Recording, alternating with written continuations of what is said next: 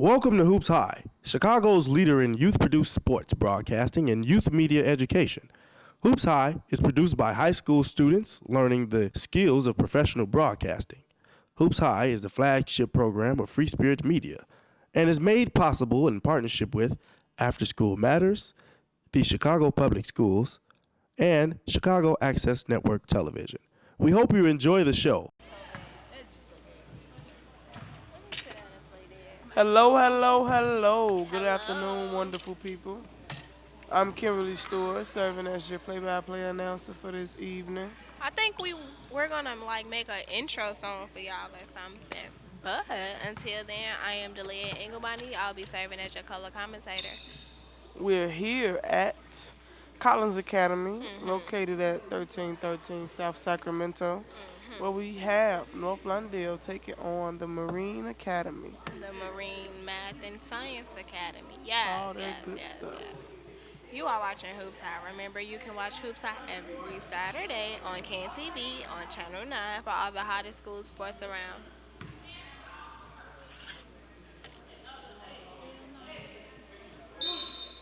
Tip off and Collins takes it. Number 11 with it, Cassine Giles.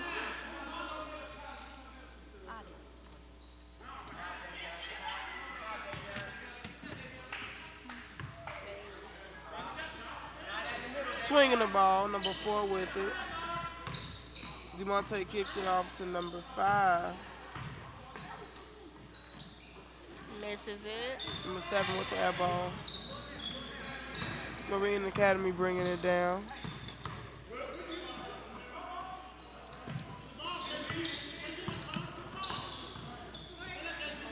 Number 5 with the short shot, and it's off the mark. He's fouled.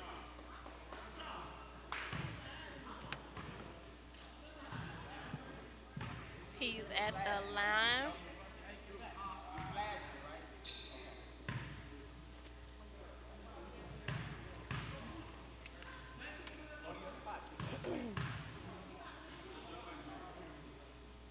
Number 5 shot is on the First money. Puts it up and it's in there. You really getting the hang of that. Yes. Second shot is off. Number 11, Kasim with the ball. He swings it to DeMontre. Kasim gets it back. DeMontre for 3. No It's good. off the mark. Good offensive rebound by number 5. He couldn't connect, but number 7 pushed it back in. Yes, he did.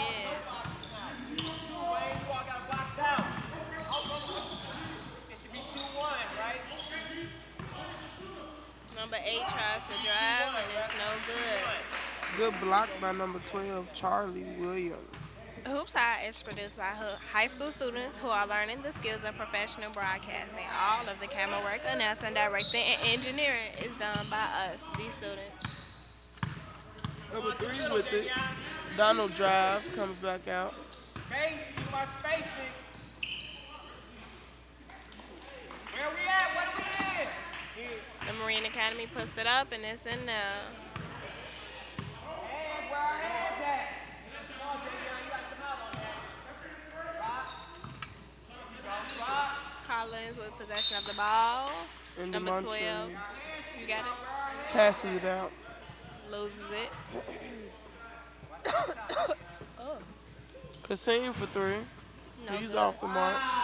And another putback by number 7.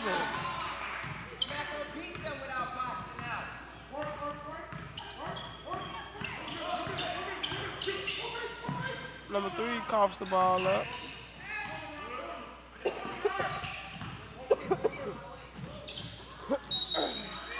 The up and under lane is no good, but the cleanup crew comes with the shot, and he's fouled. 3-point play, possibly finna go down. Let's see how this turns out. Up. In there. In there. I like how the Marine Academy decided to not have anybody in the brackets. Yes. And now they're up by 2. Demontre with the ball. He gives it to number 5. And it's tipped.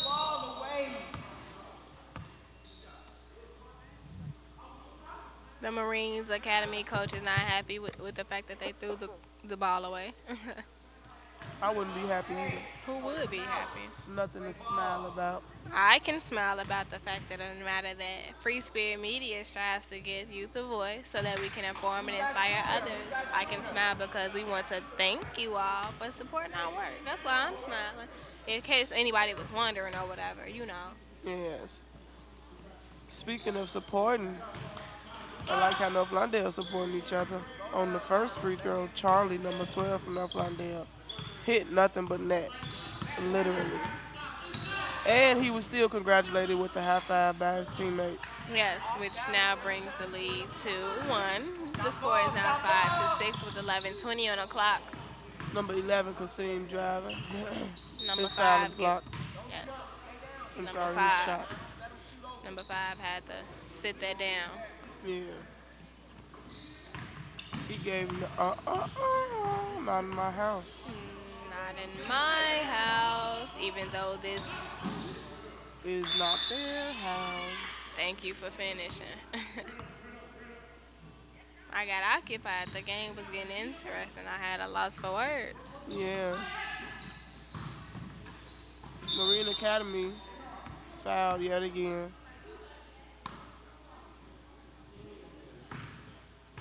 This is the 3rd foul against North Lawndale. Fouls are 3-1. And it is just the first half. First free throw is off the mark. Just 10.5 minutes left in the first half. Score 5-6 still. Second free throw up. And it's in there. Score tied. I'm sorry. Marine up by 2. Another 3 from Enos, and that's off the mark. He said, I don't want to stay in there. I don't want to stay in there. And now we're going to toss our silent reporter. Ladies and gentlemen, my name is Michael Ingram. I'm here with your courtside update. Right now we have Marine Military Academy taking on North Lawndale College Prep. The score is currently 7-5. Pretty low scoring game. North Lawndale has 3 fouls. Marine has 1. So with that being said, I'm going to toss it back to my sideline. To our announcers. And we're back on More Hoops High Action. Thank you for that great game update. Exactly. That was a good update, but we're going to correct Mr. Michael Ingram. It Yes, was indeed. 5-7, not 5-1. I guess he needs some glasses on or something, huh?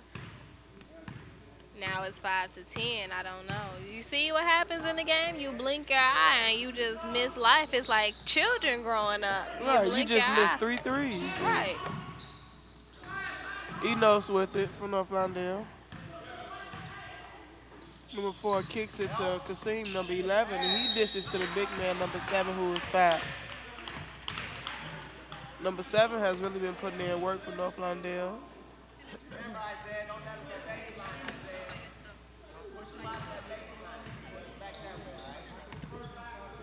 He prepares for his first shot. Shot is up. No It's off the mark. good. No good. The backboard was not his friend that time around. Not at all. Subs come in for North Lawndale. KD's coming in. Mm-hmm. Jordan's coming out. I see some watermelon KDs out there. Them boys icy. We need a shoe cam. That would be nice. Second free throw off the mark as well. Ooh. Number 2 from Marine. You bringing gotta it watch down. who behind you on the court. Yeah. Mr. V kicks it to Donald, number 3, who gives it to the big man. Back to Donald for 3, number 3, and number 3 is out. Timeout is called. With that being said, we're going to toss to a quick PSA. Listen to your conscience. Don't let anyone pressure you into doing something that you don't want to do. Because when it's gone, you won't get it back. What's up? Boy, get back. Yeah, man, you still on game, man. What you mean? What you mean what I mean? What you I mean? went to the next level, man. No, What you mean, no?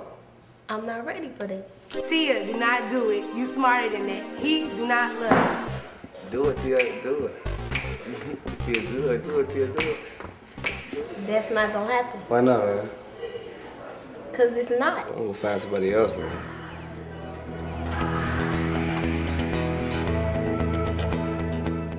Hello, my name is Kevin Durant. You're watching Hoops High. I know ball is life, but it would be like hard for me to play sports because people just get so stinky. And the violation. Couldn't get the ball in quick enough. You gotta be quicker than that. Gotta be quicker than that. Free throw, James. That's a free throw. Right there. Number 6, Carlos inbounded to number 3, Tyrone. Back to Carlos. Number 10 with it, he kicks it to Tyrone. Number 9, Shatan with it, dishes it to Ty. No and good. it's off the mark. It was number 5 with that rebound, tries to dunk it, does not get it. Talking about. Didn't happen, trying to embarrass them boys. Feel bad for him. You feel bad. Dwayne at the line. His And first it's serve. enough. Score is now 5-11. The Marine Math and Science Academy's way. That one is no good. Second free throw is no good. Tyrone with it. He kicks it to number 6, Carlos. What I can say is I had no expectations for the Marine Math and Science Academy to come out here and take the lead. Did you expect that? Not at all. Number 3, Donald with it. And steal by number 3, Tyrone. He spins and loses the ball. Brandon Marshall cleans it up, but his shot does not go in. Number 9, Shatan for the put in. And the cleanup crew is live out here. Thank you, because number 9 got it and gave it right back. What? Yes, indeed. Number 3 with it. He goes up and under and could not connect. Hoops High is the flagship program of Free Spirit Media and is run in partnership with After School Matters, the Chicago Public Schools, and KNTV. This is a team effort all around, and we are really grateful for our partners who really do make this possible. Kim over there with the gospel for y'all. Yes, indeed. Fumble fingers out there. We not going to do it today. Not at all. Come on. And a good steal. Come on. Come Number on. 9, Mortel with it. He tripping his teammates. This is what I don't want to happen. 10 tried to drive. Good block by number 3, Donald. He tried to drive. He thought he was going to ramp up there or something. Didn't He happen. must have had cruise control on because when he should have switched, and you feel me? Didn't happen. What happens to the switch? You got to have your switch. It probably got jammed up or something. Something happened. Another time now Something called. happened because something did not happen, and he didn't score. I couldn't have said it better myself. I'm saying if you ain't got the words, you best believe I do, and I would believe it would be vice versa. What is Vice a vice versa. Thank you. Finish it for me. Vice versa. Kim had it. She fixed the problem. Y'all know how it go. Me and Kim bring y'all to party. That's all we want to do. We want to watch Yep. what we all love and party. Can we do that? That's not a problem with me. Go tell us what y'all love about Hoops High on the Facebook page. Go tweet us. Tell us what you love about Hoops High. Tell us who you love. Number 3, Tyrone with the Tell steal, us and who you love. Fumble Fingers gives it right back up. Come on, Fumble Fingers. We don't do that. Clean up crew, where y'all at? Number 2, Mr. V, bringing the ball down. No. Ooh. Number 8, let it go a little too early, Henry, and then he tried to swat it.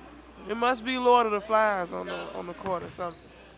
don't like when they play all rough like that. The female in me comes out. I just don't want anyone to get hurt. Just want to stand half court and say, calm down, you guys. Right. Don't hurt nobody out there. Carlos with it. He gives it number 10, Brandon. Number 3, Tyrone with it. And Martell's shot is up and out. Ball said, I'm not standing there. Just under 4.5 left. Score is 9-11. Chaton, number 9 for North Lawndale, preparing to shoot 2. He at the line with the KD's on. You know. No good, though. That free throw was no good. Yeah. We need to buy these boys some like Mike joints. We might have to put them on the telephone line ourselves. I'm saying, but Second free throw off as well. keep up with the game action and the HoopsHIGH crew with Twitter. Just search HoopsHIGH FSM and follow us. It'll pop up. We'll be the only people that pop up. Just hit follow. Call Ain't it a day. nobody like us out here. We the only ones. Number 3, Tyrone with it. He gives it to Carlos, and Carlos's 3 is Kush in is there. it. I like to see a Kush shot. It just look good, make it feel good, sound good, all that. North Lawndale taking their first lead. Yes, yes. Number 8 gets that rebound, puts it up, no good. 5 saves it, puts it up, and it's good. Dwayne, number 5 from Marine. Number 3, Tyrone with it. He takes it and drives. Chaton smokes it. Pass was so nice. You should be fined for like messing up dimes like that. That pass was nice. He was right there, lay up a tire. How you mess that up? And Brandon smokes the short shot. Number He should 10 be from North subbed for Lawndale. that. That was a disgrace. Ooh. Number 5 with it. Come on, fumble fingers. And the ball is stolen by number 3, Tyrone. And he puts it in there. Open He number thought he was 5. going to block. Dwayne needs to redeem himself for those 2 mishaps. The score is now 14-13. North Lawndale has just taken the lead. Again. Now Looks the like game they're is about to take going. off. Now the game going. Yeah. Brandon gives it to Yeah. Martell. Martell smokes it. Gets his own rebound. It's poked out. Number 10, Brandon resets the floor. Carlos with it. Brandon drives. And he's fouled.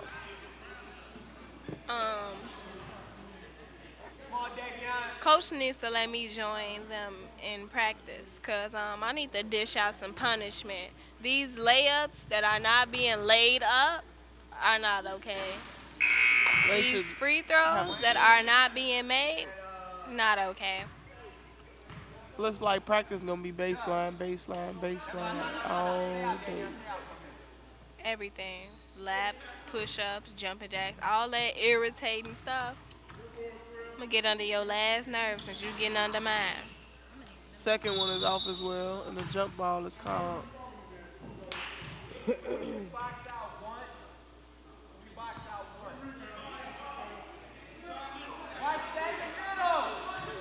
North Lawndale taking the ball out again. Number 10, Brandon with it.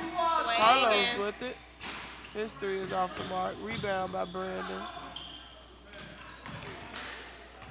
Ball, Blacksway. I don't know what just happened. Some fluky stuff, if you ask me.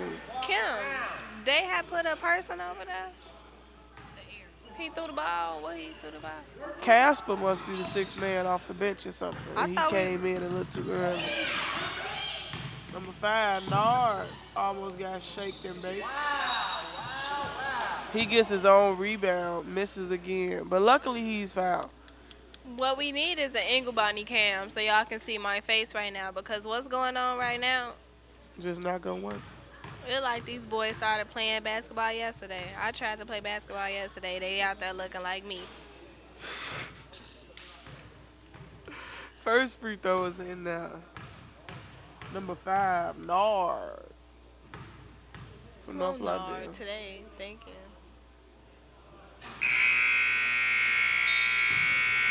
Nard is in trouble. So he should have made all them free throws because of how he did not get that ball up there and the ball is next to his eardrums. Right, the first 2 times you had. He waited for the clock to wind down. You know, he wanted that buzzer beater for the free throw. I don't care about a buzzer beater. I just don't want them to be throwing no more balls to Casper. We too old to have imaginary friends, and even if we do have imaginary friends, they can't get the ball on the court. Right, you could practice with them all you want Don't on give your them the own ball time. on the court. But that's halftime. Score 15-13. North Lawndale coming out on top. With the 2-point lead. You know. The game leads has been short this game. It hasn't really been drastic differences. It's just been a shot or a 3-pointer that could, save the game, destroy the game. So they've been doing a good job. No one has letting the other team take them out their glory, shall I say. It's a nice way to put that. I really want to see that happen, though. I want to see North Lawndale come off the bench and just take this game, blow them out. It's your home, take the win. But then again, it'd be nice to Marine, to get off their bench, come, and show North Lawndale what the away teams can really do. Make them work for the W. Well, we did see North Lawndale take off on a fast break. You peeped that? Yeah, I peeped that. Them boys came out. They said, "Come on now, y'all. Y'all not gonna do us like this. Not in our house. Not at all. Not in our house. Even though this ain't their house, but their house.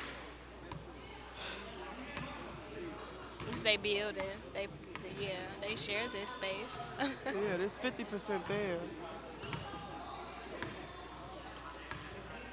Right about now, we're going to prepare to toss to our sideline reporter. Take it away. Currently, we have Michael Ingram reporting, and he's going to interview North the Lawndale's coach for it. Yes, he is. North Lawndale's coach. Scores 15-13. And now we're going to toss. My name is Michael Ingram. I'm here with Coach Stonewall, coach of North Lawndale. So, Coach, since though your team is up at halftime by 2, what do you think your team needs to do to keep this lead and win this game? We need to hit our free throws and hit extra layups that we miss. We're missing a ton of layups right now and a ton of free throws. I think if we capitalize on those, we'll be up a little bit more. Okay, so since though your team is capable of being up by more than 2, what do you think that you guys need to do on the defensive side? Do a better job boxing out, getting them second chance rebounds, limit their second chance opportunities, and just do a better job contesting shots. Who would you say is a few of your key players out here that's capable of helping you guys get this win? I don't know if it's a key guy or not. It's more of a team effort. But, we have a team right now with 4 seniors on there, so all of them are important part of what's going on. So I would just say the senior leadership as a whole as opposed to 1 or 2 players. All right, thanks, Coach Stonewall. I'm going to let you get back to your team. Once again, ladies and gentlemen, my name is Michael Ingram, and I'm going to toss it back to my announcers. I fuel up with plenty of water before all of my activities. I love my team. They encourage and inspire me. Weight training is an essential part of a healthy life. I'm more conscious of my nutrition intake. What's make my world a better place?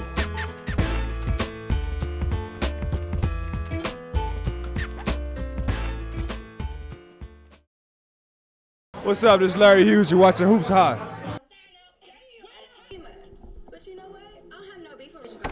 On the bedroom, they be getting it cracking.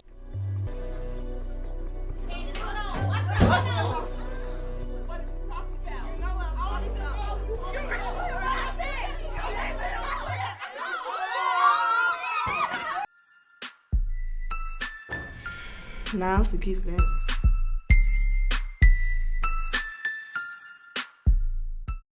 This is Luwal Dang. You're watching Hoops High.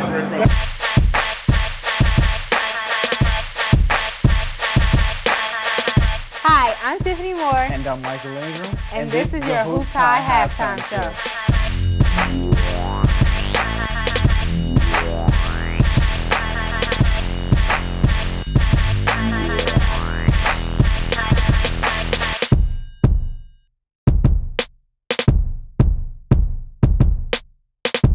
Watch it or watch nothing.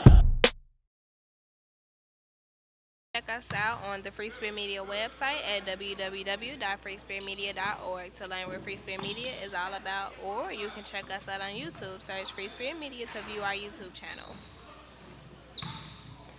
On the previous play, Enos' three was off the mark. And an M1 by number 12, Charles from North Lawndale. They had 4 shots at the basket. You just tuned it in, though. Lawndale's in the purple, Marine Academy in the black. 3-point play attempt up. And it's in there. Number 12 just back paddled, feeling all accomplished. Killing it all. Better than the land. The Marine Academy swinging and putting their own three up, and it's off the mark. Big rebound by number 5 from North Lawndale. Enos driving, and he's fouled.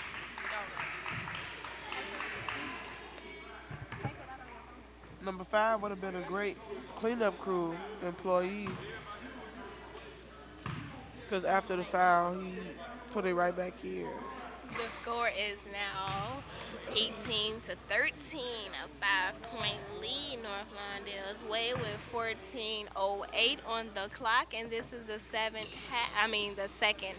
Run the offense. Stay with, slow down. The Marine Right, Math they played and 6 games. Right. The Marine Math and Science Academy has 3 fouls this quarter. North Lawndale has none. That's a good way to start it off. Yep. Put the Steal pressure by on. Enos. Number Put 5 the pressure on them. Enos with it. He gives it to number 12, Charles. He smokes it. Number 1 from Marine Academy with it. Number 3, Donald driving to the N1. North Lawndale's first foul for the second half. Number 1 for the Marine Math and Science Academy. He has a disadvantage due to his height, but he still does his thingy thing. Yes, he's great with 3-pointers, but I haven't seen him attempt to put up any this game yet. Free throw is off. Number 5, Nard with it. Gives it to number 11, Kassim. He fakes, gives it to number 12, Charles. Charles dishes number 4, Enos, and Enos gives it back. Charles' shot is blocked. Ooh. That was I thought a hard we lost foul. a player. He did some exorcism kind of stuff. Head got the roll. And I'm sorry, y'all, but for y'all to see that in person, baby, that boy hit his head. I thought he was out of there. it was crucial. It was like some pre-concussion type of stuff. I thought that's why he started flipping and stuff. I thought he. Looks like they sent him on a water break. Get himself together. Who was that knocked him down? Number 4, Demontre Ego. Yes, he's talking about some. Are you good? No. A good tip in, but bucket does not count. Whistle was blown for the foul. That counted, right?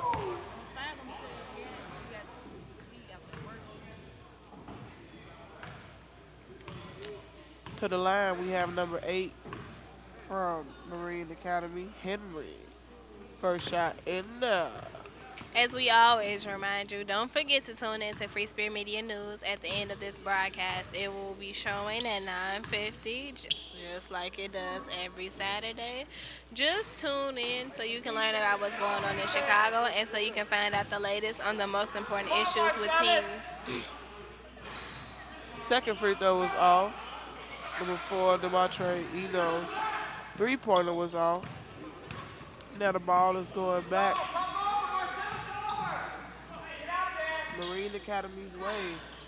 Their 3 is off the mark. Air ball. Fumble fingers. He loses it by the baseline. North Lawndale ball. 11 minutes left in the game. And they're still up by 3. Gonna be 11 Kasim to number 5 Nard, and Nard misses it.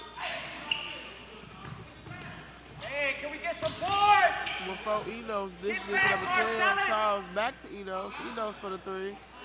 And finally, he's 1 for 4 now from behind the line.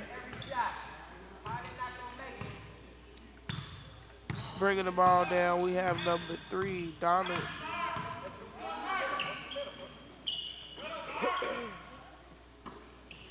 Number 3 with it again. A 3-point basket. No good. Off the mark. Number 4 Enos for his second attempt, and it's off the mark. Number 1 driving. Ball is blocked out of bounds. I would have to say number 1 Davion from Marine Academy has a lot of heart.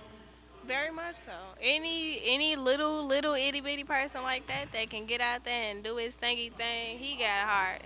Yep. Just like our sideline reporter has heart. So because he has the heart of a lion, I'm going to toss it to him so he can show Do you. his thug discipline.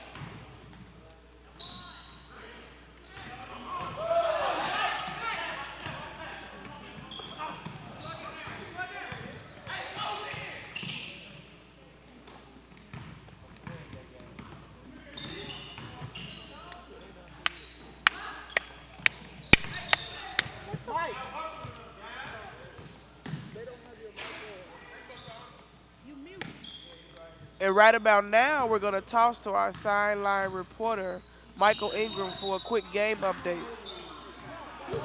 Hello, ladies and gentlemen. My name is Michael Ingram. I'm here with your courtside update. We currently have North Lawndale taking on Marine Military. The leading scorer for North Lawndale is DeMontre Enos. He has about 8 points. One of the players for Marine Military, Vincent Brown, took a vicious fall, landed on his head. He had to sit out for a couple of minutes. But back to more game action. Score is currently 22-16, so stay tuned for more Hoops High. Thank you, Michael Ingram, for that game update. Score is 22-26. And we are back. Billy Engelbody, I'm serving as your color commentator. Kimberly Stewart, play-by-play announcer. 9-14 left in the game. Marine Academy ball.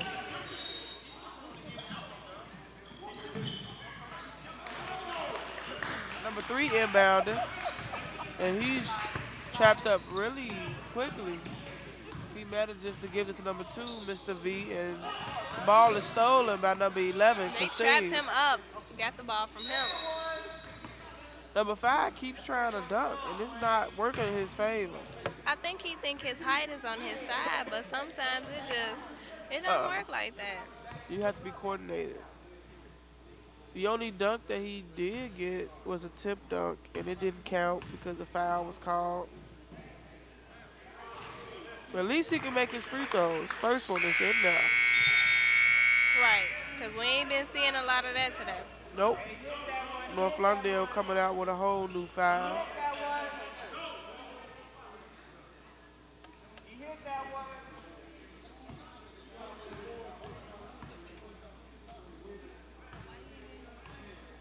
Number 5, Dwayne preparing for his second free throw. That's off the mark. Number 3, Tyrone dishes it to Brandon, number 10. Back to Tyrone, number 3. He bullet passes it inside. I'm sorry, to Shatan, number 9.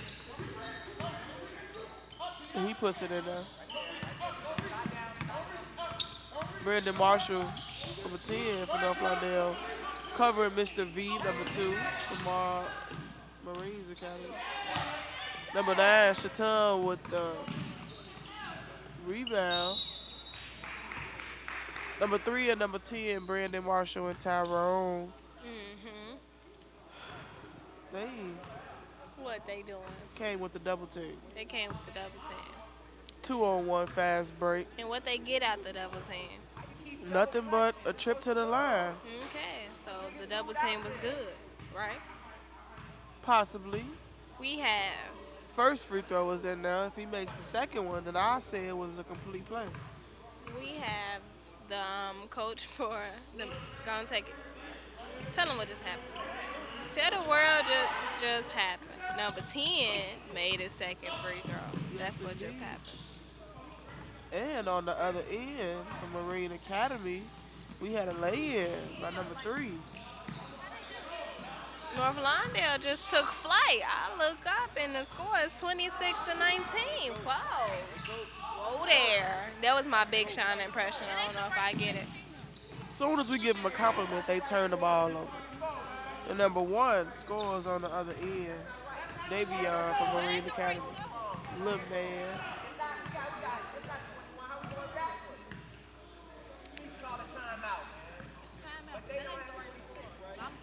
The score at the other table is just not working out.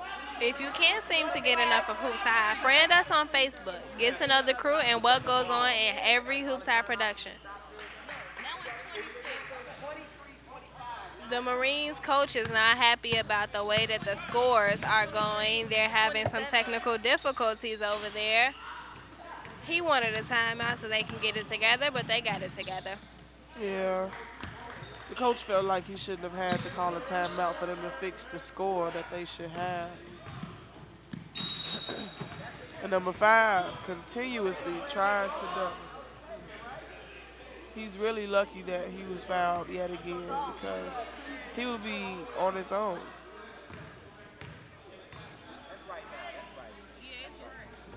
That's right now. Let me do this small play. It's right now. It's right. That's right. 6-point lead now. First free throw off the mark. Marines at the line. Dwayne, number 5. Second shot is up and it's off the mark. Same as the first one. Same spot, too. Number 6, Carlos with it. Dishes it in to number 9, Shatan for the easy put in. And it's the 9. I'm the type of layups I like to see. That's actually laid up. Yeah. Number 9, Mortel. Come on, fumble fingers. Thank you. Exactly. Come on.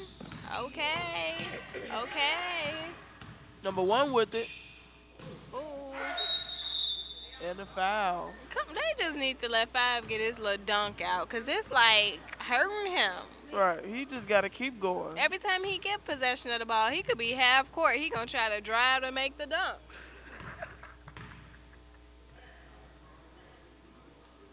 At least he made this free throw. Thank you. First one is in. Help me out here. Help me out. Second one is off. Number 6, Carlos with it from North Lawndale. What? And off the mark by number 9. The ball wants to dance with the rim a little bit. Oh, well, I'm a little late, but I didn't even know they put 2 back in the game from Marines. When we almost lost them, remember? Yeah, they put him back in. You know, when ball is life, you can play through anything. Yeah, he got his little Rich Homie Quan haircut going, so it probably padded the fall. Yeah, hopefully. Yeah, I think that's what happened. But he did not hit that free throw. That's what he did not do.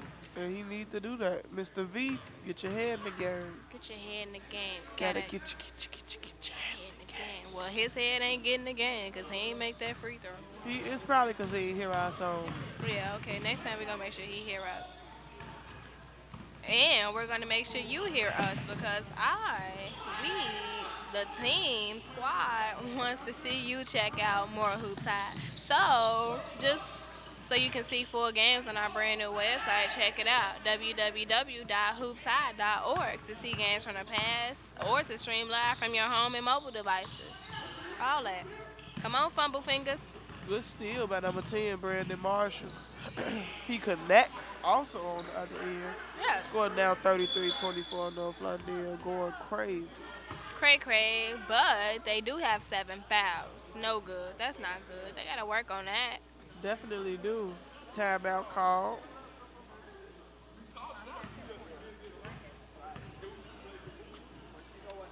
So just 2.5 minutes left into the end of this game.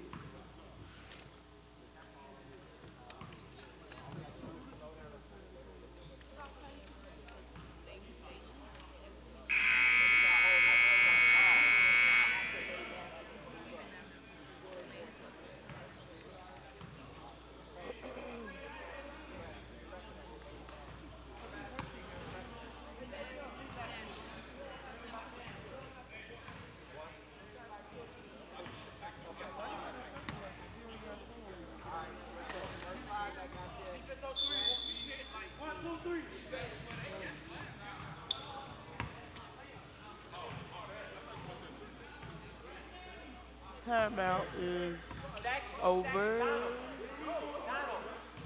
Ball's gonna be going Marines away.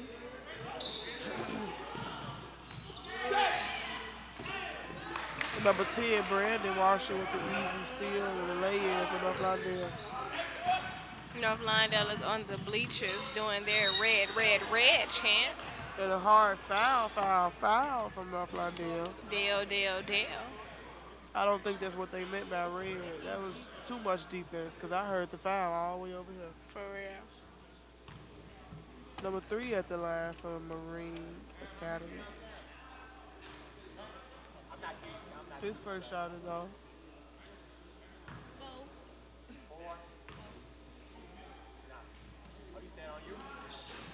Second shot, just like the first.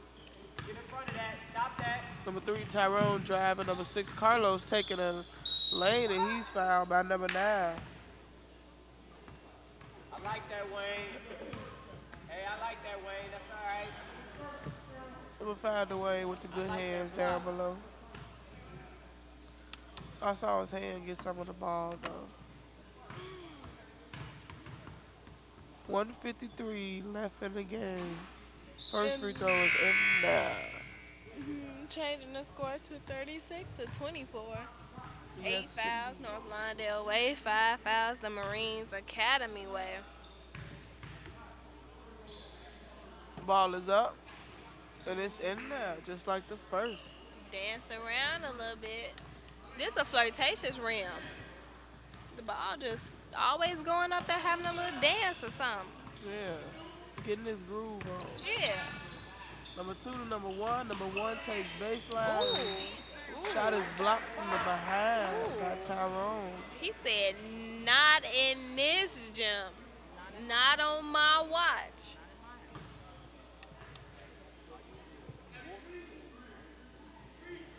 Did they get the ball back?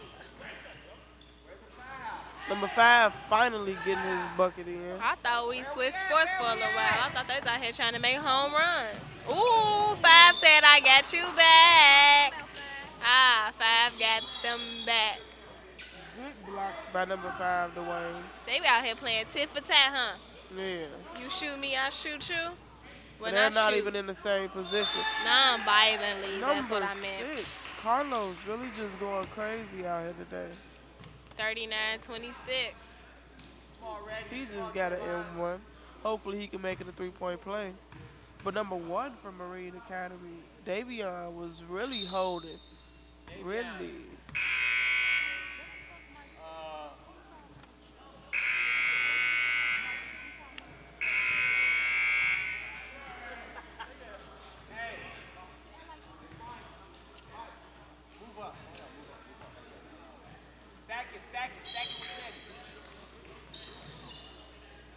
North Lawndale pressing. Brandon Marshall, number 10. Come on, the fumble fingers. Number 3, Donald, point guard. Come on. Number 5 setting up for something. I don't know what it is. He puts the ball down and takes the lane, and he gets an M1.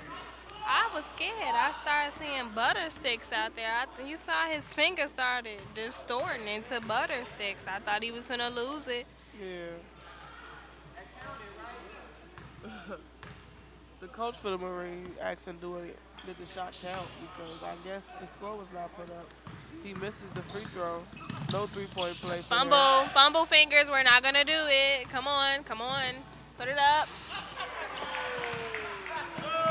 Didn't I tell you earlier, Kim? What did I tell you earlier? Lead the dunking to somebody that know what they're doing. Leave the dunking to someone who can do it. Practice. Good defense by number 10 and number 3 from North London. I don't have time. I ain't got time. I don't got no time.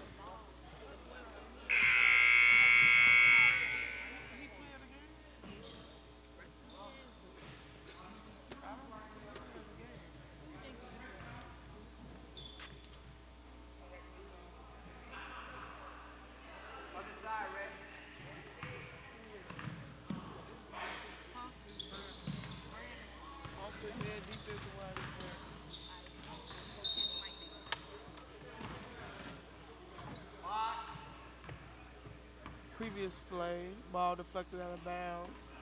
It's going back. What? Marine Academy's way, and it's air ball by number 3.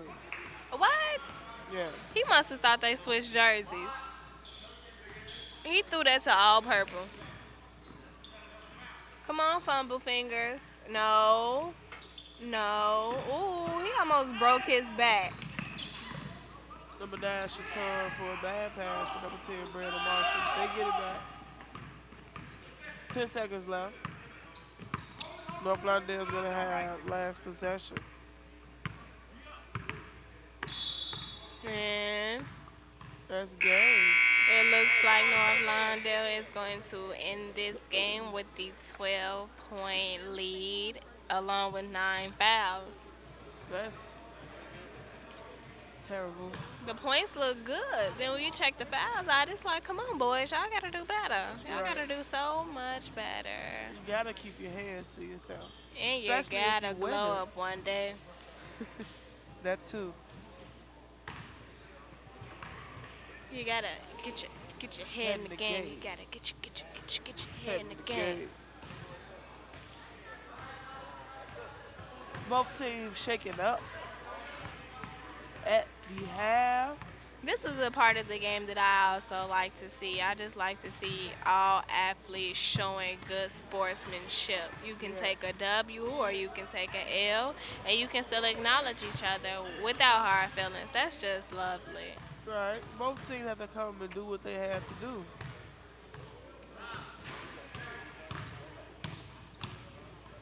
And right about now, we're gonna get ready to toss to our sideline reporter, who is Michael Ingram. And now he's interviewing number 10, Brandon Marshall, and I'm of the game. Going to toss it to Mike.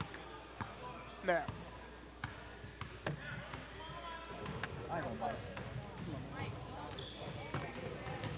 Hello, ladies and gentlemen. My name is Michael Ingram. I'm here with Brandon Marshall, player of the game. So, Brandon, seeing as though this is your first time getting MVP for Hoops High, how does it feel to get MVP? It feels good, you know, work hard, always in the gym, hard work pays off, hard work, dedication, you know. Coach Thorpe, I want to thank Coach Thorpe for having me in the gym all the time, and thank my team for having my back. Okay, seeing as though your team won by a landslide, what do you think your team needs to do better next game to make the lead a little bit large and keep down on the foul? Move the ball around some more. Our defense was great. We need to get our post game better and step our defense up just a little bit more. But anything else other than that, we was good. So seeing as though you're an MVP, what do you think you need to improve on next game? Passing the ball around, left hand and ball handling. All right, thanks, Brandon. Congratulations on getting MVP. Once again, ladies and gentlemen, my name is Michael Ingram. You're watching Hoops High. Remember, you can watch Hoops High every Saturday on CAN-TV, Channel 19 for all the hottest high school sports action around. You can watch Hoops High on CAN-TV, Channel 19 every Saturday at 8 p.m. Please visit www.hoopshigh.org to learn more. Hoops High and Free Spirit Media would like to thank our sponsors. We are grateful for their support in making our mission of youth media education and opportunity possible.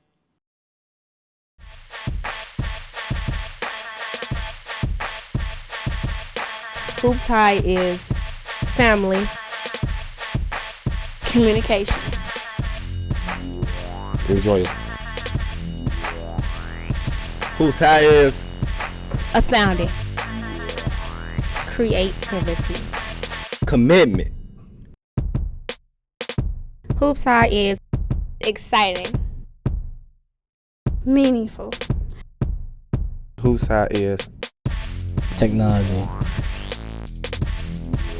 spirit. A community.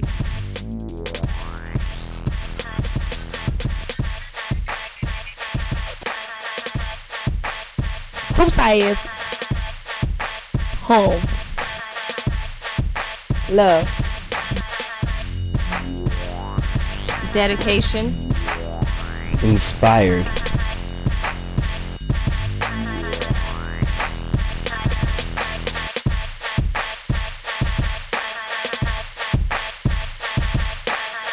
Hoops High.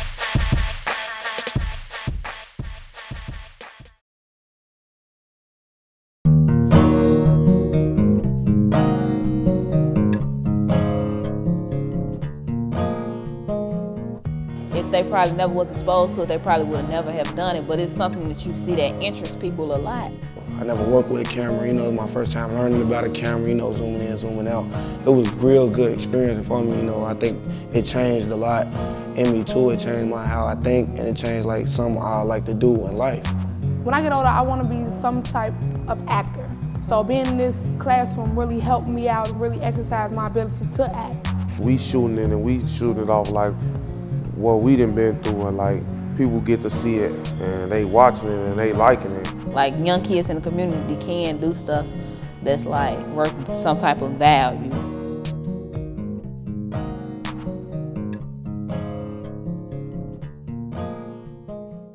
Meet Jaden, a 16-year-old from Chicago. He likes reading, playing basketball, and daydreaming. As one of 75 million youth in America, he is the future of our country. But today, Jaden's future is uncertain. A new economy is evolving as Jaden tries to find his way in a school system where more than 42% of students drop out and even more fall behind.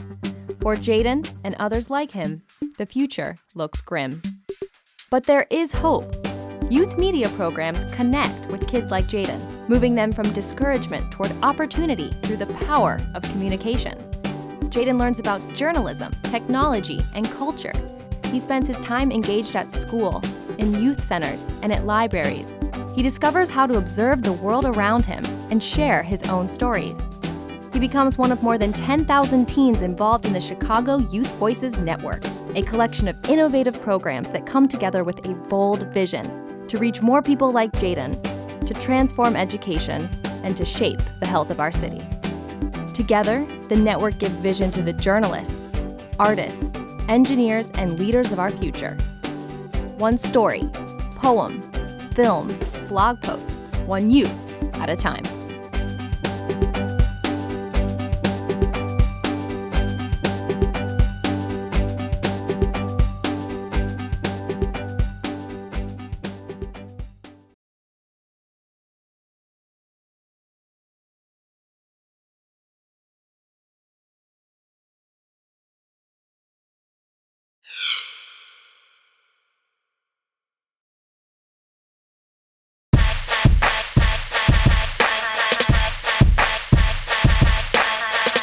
Hi, I'm Tiffany Moore. And I'm Michael Ingram. And this is your Hoops High halftime show.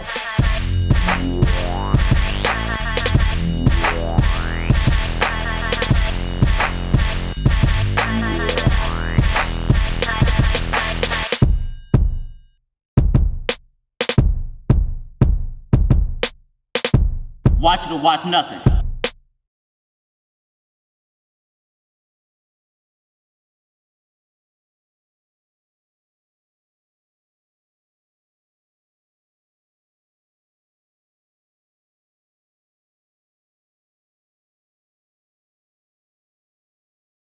I strongly believe that the hip hop culture affects many people And music is one of those things that people take super personally. It doesn't matter what color you are, how old you are, or where you're from. Everybody watching these videos and they feel like this is them, this is a portrayal of them. So when they see these images, they think it's okay.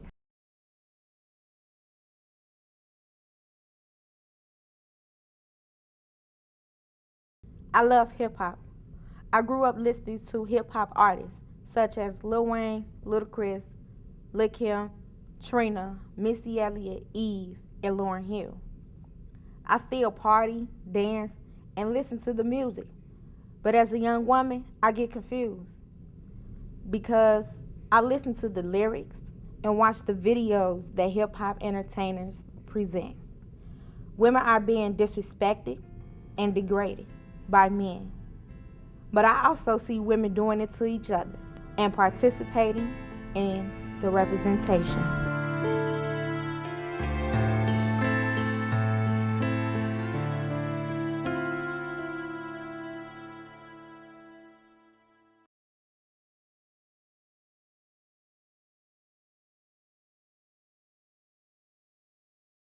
Women on TV or in the media or in hip hop being exploited sexually or being degraded lyrically is definitely has an effect on the young mind. It's not just the lyrics, the images, but it's the labels that puts women into categories. According to Dr. West, these are the 5 sexual personas that portray African American women. 17, 18, 16, those are important ages where we're easily, we're sponges. And I'm 20 years old and I'm still easily influenced by things.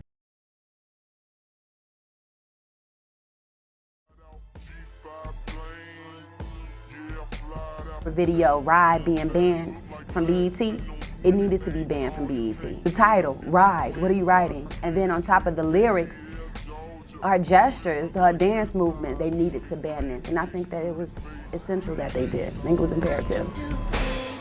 I can do it wrong. I can do it whenever or however you want. I can do it up and down. I can do circles. To him, I'm a gymnast. This room is my circus. I find it interesting that they would ban that video from Sierra, but then run Tip Drill by Nelly.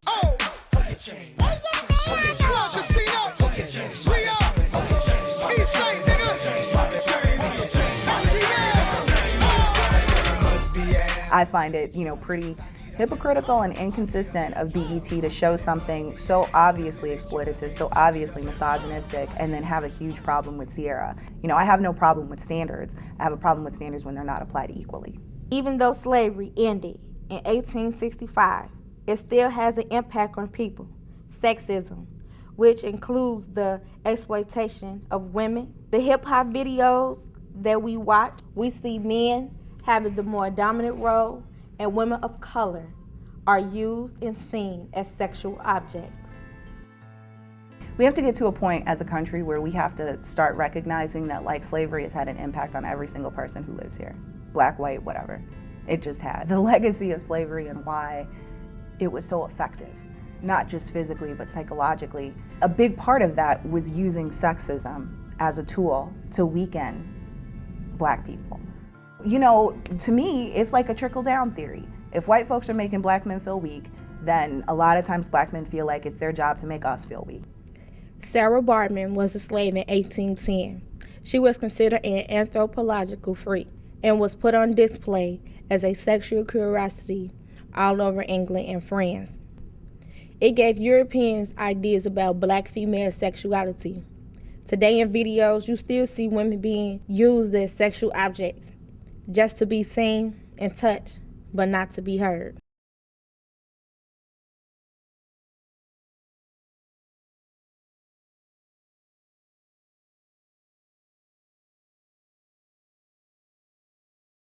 I think their role is to compete with the boys. The powerful role that women do have in hip hop is not being fulfilled right now. There's kind of a void right now for that, because most women that you do see in hip hop right now are trying to portray the masculine image. So it's kind of doesn't make sense to me. I think that women should just be women in hip hop. Generally in hip hop, the female role is the same as it is in life for most people. The temptress, they are a lot of times the ruin of many things.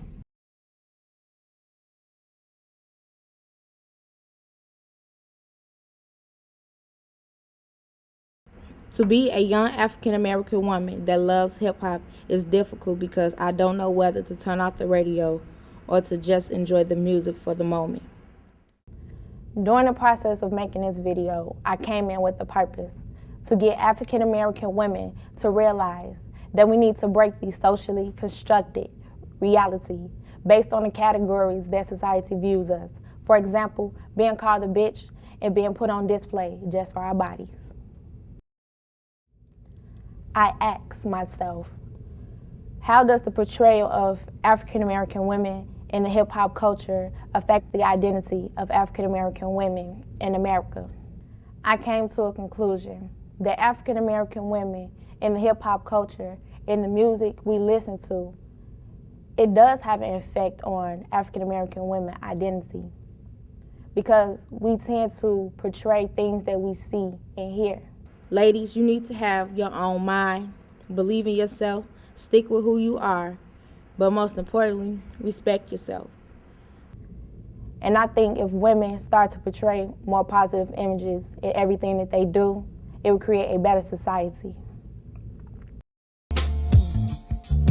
Multi-dimensional, amazing, unexpected sound, refugee all-star.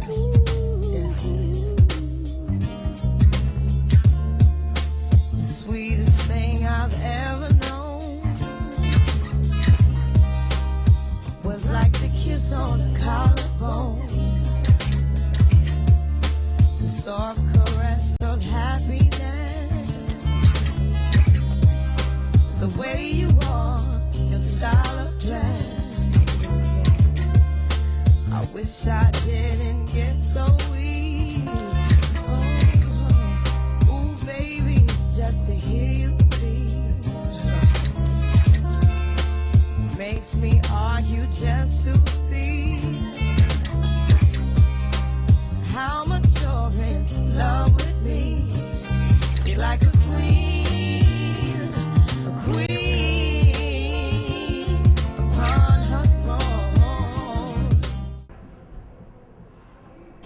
Should I send this pic? Do I trust him?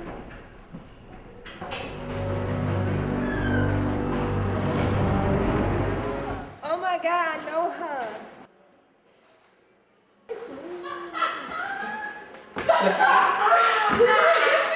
No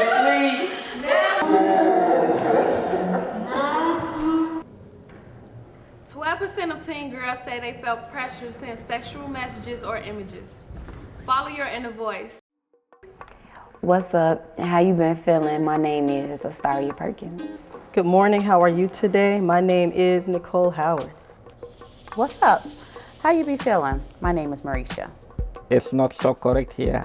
How you be feeling? I don't think that's good Ebonics.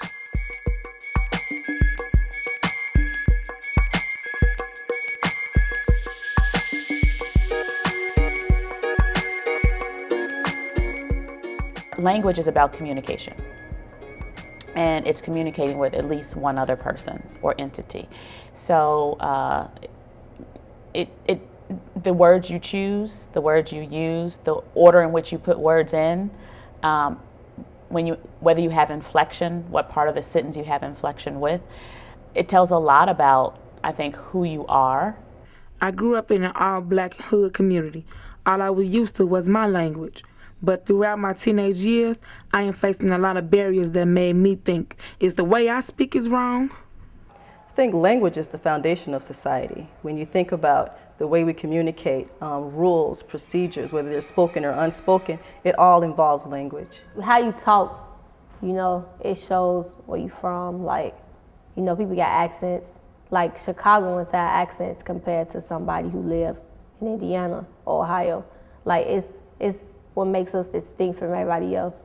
African American English is basically the non-standard way that African Americans speak at home or among themselves, especially the people that have not had the privilege of pursuing higher education. My sister and I grew up in two different households. She stayed with my mom and I stayed with my dad. At my mom's house, they speak more proper. Well, I grew up at my dad's house, and we speak that black talk. Well, basically, I grew up in the Cabrini Greens, which was a project, and it was the ghetto, so most people spoke Ibonics. I ended up coming to North London my freshman year, and I ended up moving back with my grandmother. And when I came here, I mean, it's an urban community, so I felt like, I was at home. Some cultural groups, we speak loud, and some may interpret that loudness as anger, and it's not necessarily anger. So there's a kind of a cultural disconnect there. I think I speak more proper when I'm at home, because it's like I know nobody gonna look at me like I'm crazy or something. Students learn what they hear the most. So whatever they hear from home, they're going to bring that with them, those understandings, to the school setting. It can be a liability to speak African American English in some settings because you become stigmatized. Okay, but it's usually a liability to use the wrong kind of language in the wrong place. Last year when I moved back at my mom's house, every time I speak, my sister had a problem. She always tells me that the way I talk isn't right and I shouldn't speak like that. She is a speech therapist and she thinks I won't go nowhere in life using that kind of language. Before I came to North London, I guess I talked like an Oreo, I talked proper before I came here. An Oreo is a black who talks white. Black on the outside, white on the inside.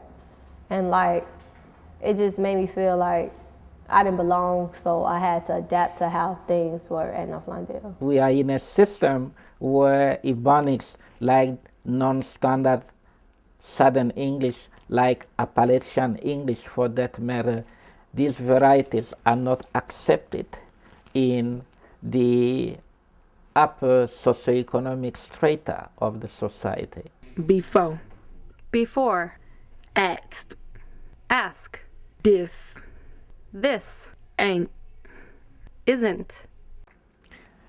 The origins of Ebonics, the simple way to answer the question is it is English of the 17th and 18th century as spoken especially in the South.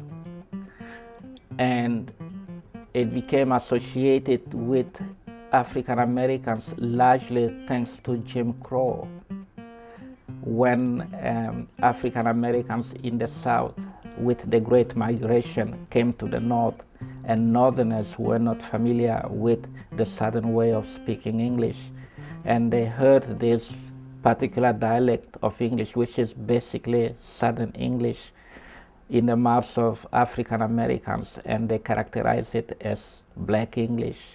Then at some point people call it African American English, and at some point people call it Ebonics. When I was younger, it was okay that I spoke in Ebonics, but as I get older, I realized that my language wasn't getting valued in certain settings. Well, schools have their own culture in and of themselves. In the United States, schools, a model of schooling is really based on a white middle class orientation, and schools have a culture where we know that in schools kids are expected to behave a certain way, speak a certain way, raise their hand. That's a culture in and of itself. I would not condone a teacher who would demean or degrade a student because of their use of Ebonics. That teacher needs to be able to grow that student from solely using Ebonics to using standard English. People thought that if African American English is used in the school system, it is a rejection of standard English. That's not what people meant. What people meant was if you talk to an African American kid in a dialect that he understands, because it's the same dialect that is used at home, that makes it easier for the kid to learn every subject matter in the classroom, including standard English. I think that Ebonics is spoke more in school because it's so many. It's more kids than teachers. Like, throughout the day, because you always see a student. You may say what's up to a student in the hallway because it's what they're used to, it's their lingo. And it's like, when you in a classroom, half the time, some teachers won't call on you, or you don't really get that attention, so you don't really have the need to, speak proper. If teachers can understand sort of the syntax or the rules that govern Ebonics, it'll make for an easier transition for those teachers to instruct students in standard English acquisition. Even though my sister is a speech therapist, she didn't understand where I was coming from. I felt like every time I came around her, I didn't want to talk. I didn't feel comfortable speaking proper. It just wasn't me. There's a way in which correction needs to happen. And I think that when children are corrected all the time and constantly told that the way they speak is wrong, a child will either shut down, develop self-doubt about themselves, and if they're in school, I think they disengage from school. I think school becomes a space that they're not interested in being in because it's a space that's telling them, you don't fit here. I can't change how I speak for someone else's satisfactory. So when you tell me that I can't speak a certain way, you're taking a part of me.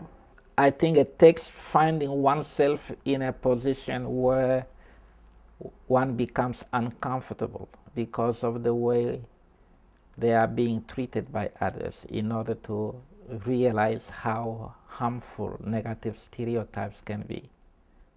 I love speaking in Ebonics. I can't change who I am as a person for someone else's well-being. I found out it's not that I was speaking wrong. I had to tell my sister I know when and where to use my language.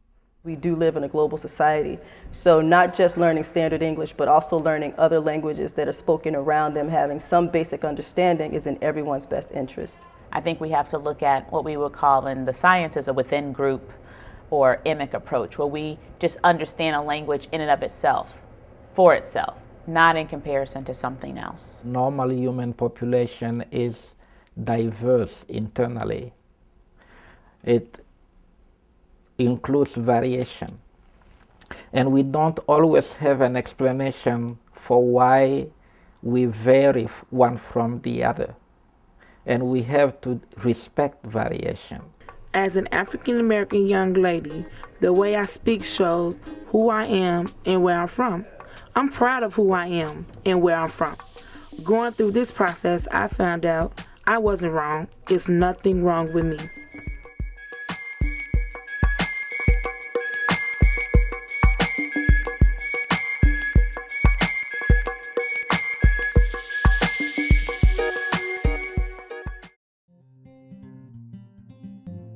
They do so much for us as players, really support us as players. Least we can do is give back and show them that we care. I see real important values in growing up in a tight-knit community.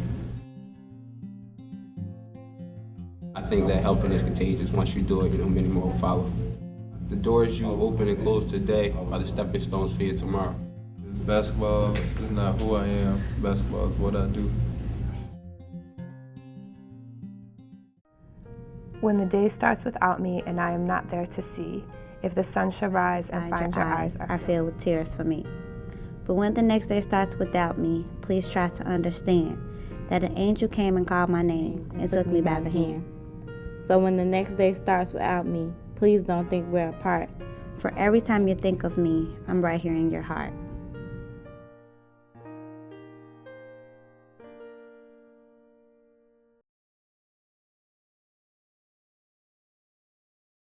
Mummification, a form of bodily preservation used by ancient Egyptians, preceded modern embalming techniques.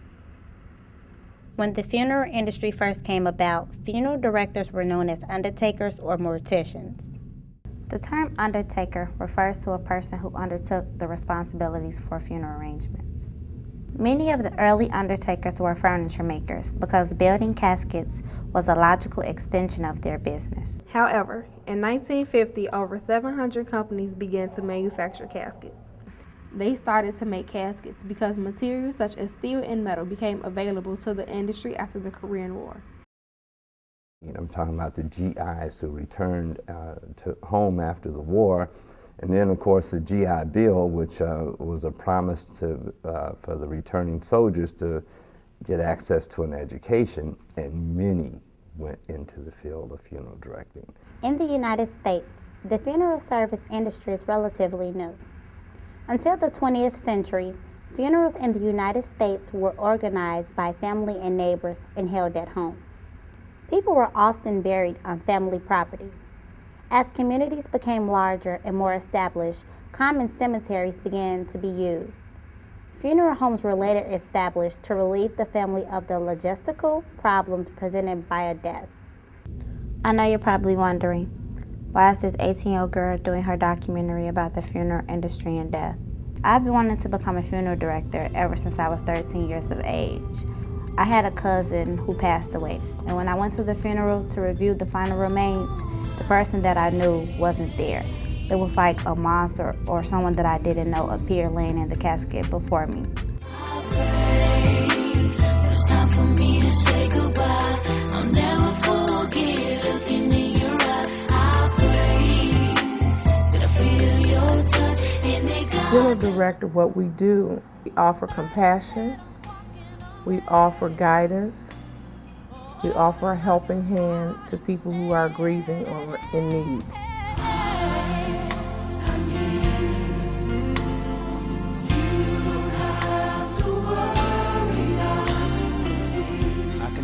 Embalming is to be able to stop any further decomposition. You would have to, take the organs out and treat them with a cavity fluid, and it's a very, very strong preservative. There are health risks to being in a room where you're working with chemicals like that.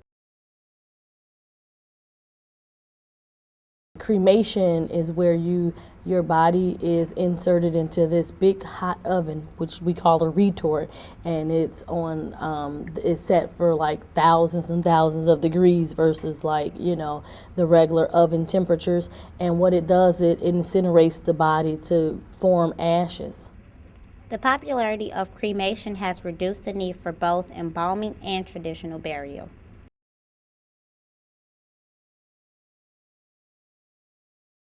I never realized how much work they had to do to recreate. A face that has been shattered from like a shotgun. When a person puts a shotgun to the mouth and pulls the trigger, everything just blows. We use certain waxes to make the skin come back together. We may take some skin from down here and put it up here because the face is all the person sees. They may not see the legs and the arms, so it's very, very important for us to be able to understand, how we do the restorative art. When you become an embalmer, you actually become a cosmetician as well. You become a beautician, you become a counselor, you become a plastic surgeon. The question that many people may ask is, why does it cost so much to die? Average cost is about $7,000 to $10,000. It's a reason why funeral services may cost $7,000 or $10,000. Basically, it's dependent on the different types of casket selections that you may choose. Depends on the burial site as well. Burial is in a cemetery, and cemeterians or those who own cemeteries have the right to charge what they want for their particular service or piece of land. So $7,000 does not just go in the pocket of the funeral home. You have to pay your personnel. You have to pay for your insurances. You have to pay for your light, gas, telephone, and water bills. The different insurances on the cars, the building. We have to get BMI ASCAP licensing every year in order to play copywritten music.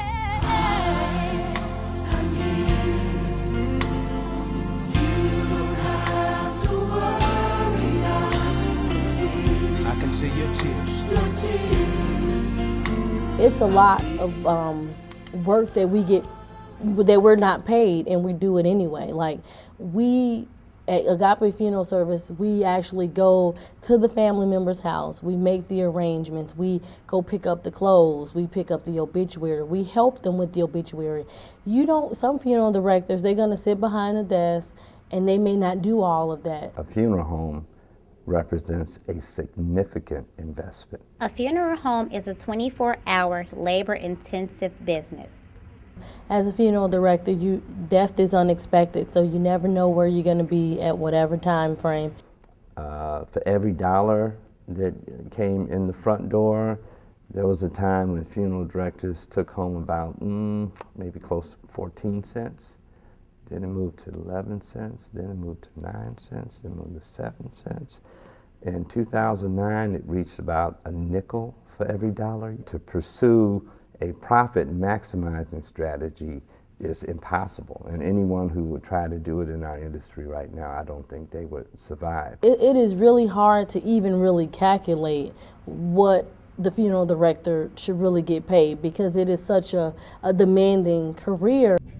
Many people fail to realize that you get what you pay for. Even though it may be expensive, what you are paying for are the professional ethics that the funeral director is providing.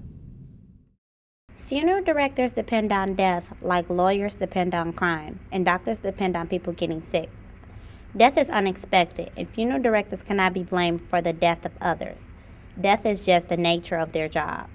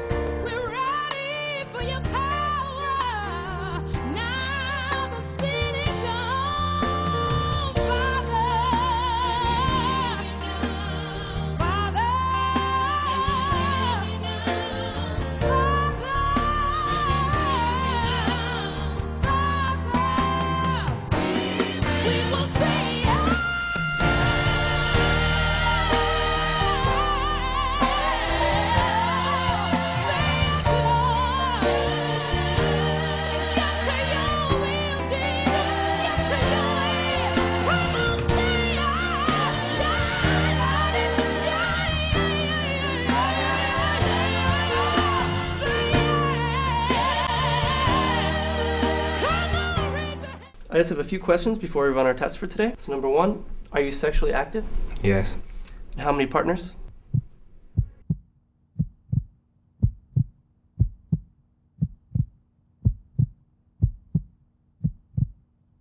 Mr. Collins, how many sexual partners? Just one.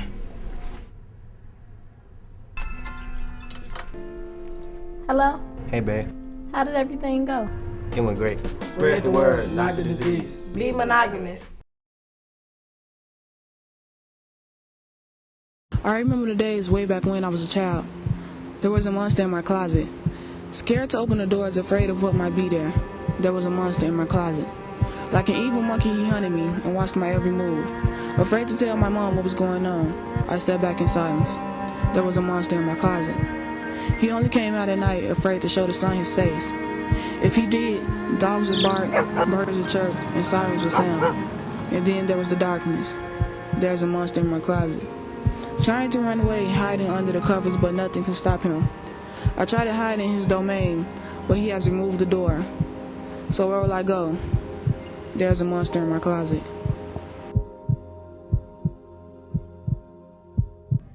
Sexual abuse is a major concern in America. This issue is affecting families across the nation.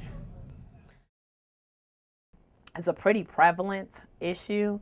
And I think what happens is that sometimes you see it being as a cycle. A lot of it comes from familial, meaning family issues. Usually the perpetrator is somebody who's lived in the household. 90% child sexual abuse happens within with people you know. I mean, I think that definitely at the root of child sexual abuse is a history of it.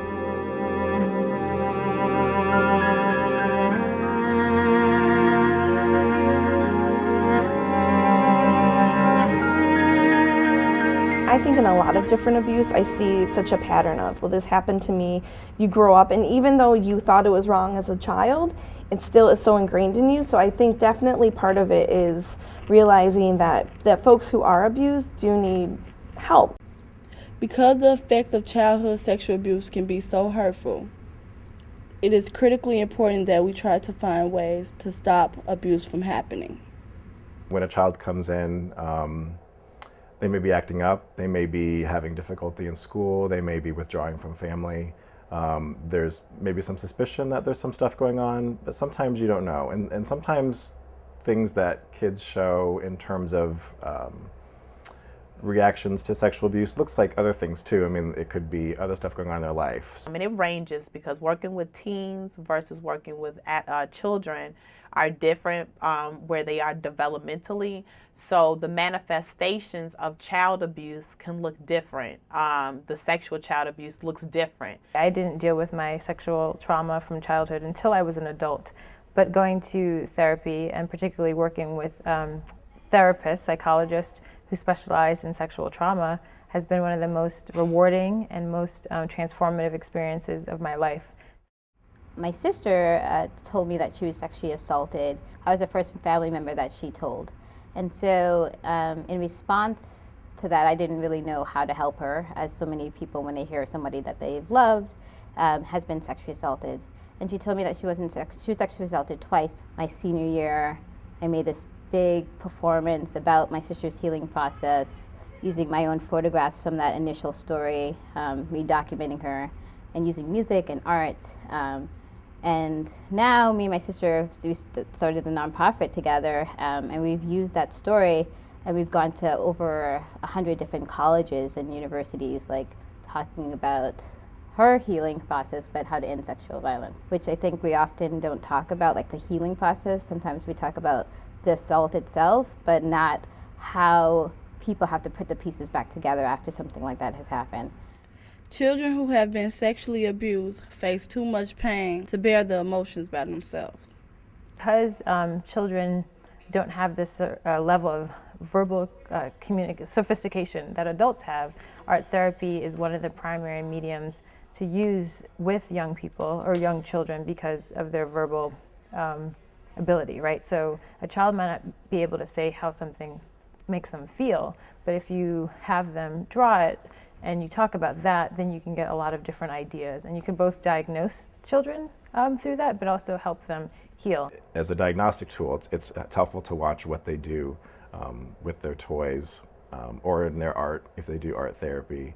In terms of treatment, a lot of times I've used puppets, you know, and kind of that's a safer way to kind of talk about things that are uncomfortable. Usually it goes unnoticed because usually the victim is scared to even share what has happened. What happens, especially in the school system, you pick up on behaviors, whether it's the child or the adolescent, that gives you kind of a clue that something has happened, you know, that kind of opens up the doors to have further conversation about what may be triggering that child to have, you know, to behave in such a way. If you're a young person and you haven't heard anyone else even mention that this is happening, you're probably feeling like you're the only person. So I think just getting awareness out, starting to talk about it, having a dialogue around these issues, and letting young people know this is not okay. If this is happening to you, you can come forward, you can talk about it. We just have to start having these honest talks about it, right? Like, we have to break those silences. We have to believe survivors once they tell their stories about being sexually assaulted. Schools and communities can build awareness for preventing child sexual abuse by talking about it and being able to have it not feel like it's something that is shameful, creating space for kids to go, whether it's groups, and not just that for survivors, I mean even just groups for kids who want to go and talk about something happening in their home. Childhood sexual abuse isn't a topic that is often discussed, especially with children. In order to prevent childhood sexual abuse, children should be more aware and more knowledgeable about this topic. I do think people's religious practices or their spirituality, however they choose to define it, can help them. I think friends and family can be a really important resource, and especially if the people believe them and are trusting and help them through their healing process. I think your community, however you describe it, but oftentimes friends and family are the ones that can, and your therapist and your spiritual counselor can help you get through the trauma and somehow get through that process and come out on the other side and be someone that we call a survivor.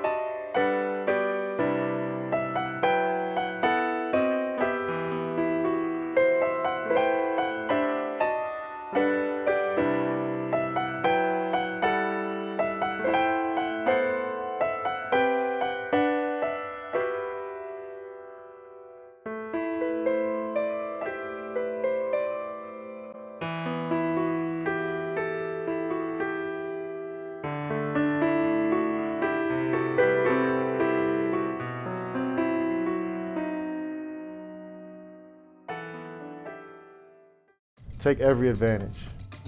I am confidence, determination, and heart. I am agility, leadership, drive. I am patience, power, and balance. I am athlete. I am athlete. I am athlete. I am athlete.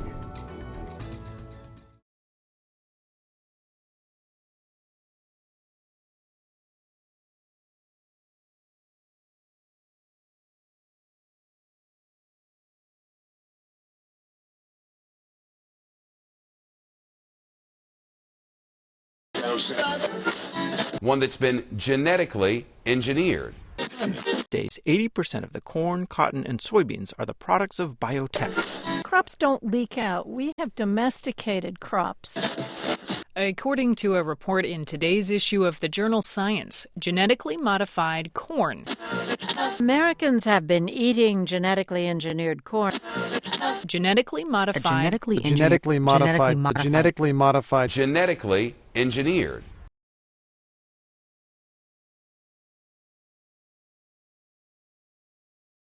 Genetically modified foods are foods that have been bioengineered. You're taking crops and making them more in theory successful because you're adding in genes to make them, resistant to different kinds of bug pressure or resistant to drought, to be able to grow in conditions that maybe naturally they don't grow as well in. Foods that have been altered to some degree in a laboratory on a very basic level, like a cellular level. It's when you take the DNA strand of a particular variety of a plant and inject it with some other DNA strand. So you're creating these plants that are like super hybrids. Come from foods that can't reproduce, that are somehow manufactured and aren't coming from a natural source.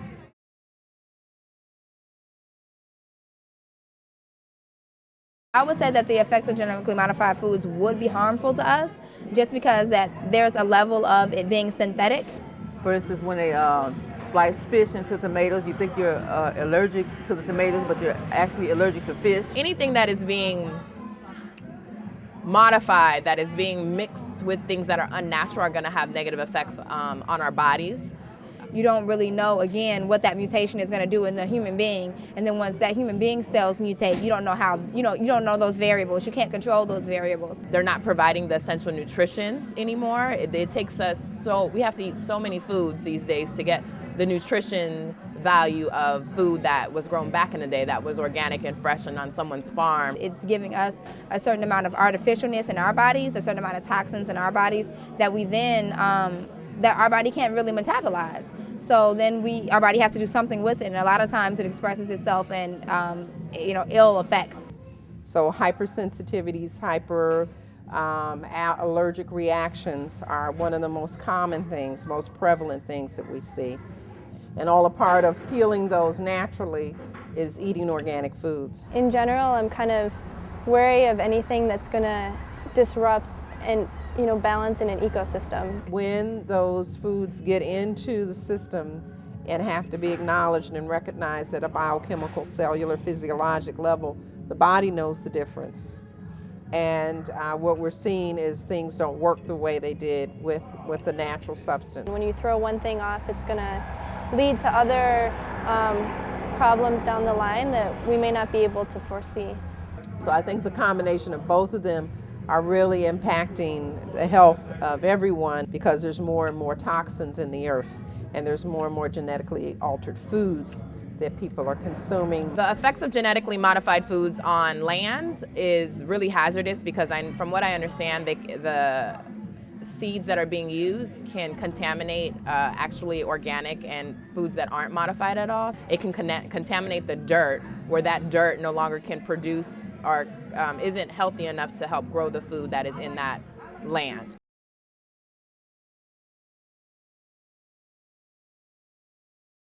Genetically modified foods are definitely pumped to low-income communities. Genetically modified foods impact low-income communities probably more than any other community, because these foods end up being cheaper than organic foods. And so there's no folks who are on a fixed income can't pick and choose the kind of foods they get to eat, or only can to a particular extent, and they're going to take and buy what's affordable.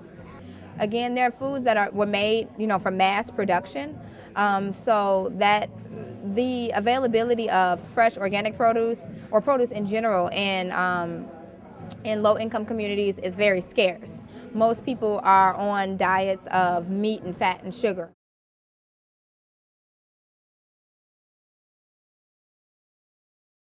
This is tricky, right? Because you're dealing with countries that don't have anything, but have minimal resources to food because of drought, because of capitalism, because of so many factors, that if a cheap seed is available, the fact is that they have to buy seeds and they can't seed save is a problem in itself, but it's cheaper to buy this seed versus this organic seed. I'm gonna buy this GMO seed and be able to provide for my family. But again, the long-term effect says that your soil is gonna be corroded, your health from harvesting this food is gonna be put at risk, and then you're gonna consume this food, which in the long run probably can have negative effects on you. I think that's the scary part about GMOs, is that nobody really knows. When we slice in genes, it may make that plant healthier, but it also might make it less effective long term. So, it may be really bug resistant today, but we don't know what that's going to look like 5 years from now. I think that there are other more sustainable ways to grow that wouldn't involve genetically modified seeds. I think that they will probably plan to keep making more and more varieties of genetically modified foods, just because then they can have the rights and all the resources that would come with the seeds that are distributed that are genetically modified. Well, I mean, it's on the table now, and the USDA just passed a bunch of GMO laws, and that stuff's really scary. So, I mean, I think it's only going to expand. Haitian farmers revolted against using GMO seeds because they know the negative outcomes that it will have, despite knowing that they need to be able to provide food. But they're also making a statement saying, we have seeds that we can use, and we want to use our own seeds. We want to be able to grow what's local to our country. And a lot of protest has happened in India around this, around being able to seed save and use your own seeds instead of having to purchase seeds, because it's absurd. If I grow a crop, I can keep those seeds and plant them next season, but you're telling me that now I need to buy seeds from you. And this is why I say to you that we must learn how to grow our own food. We must share our seeds. We must save our seeds. We must make sure that this generation and all generations to come, have access to healthy food. And that does not mean genetically modified food.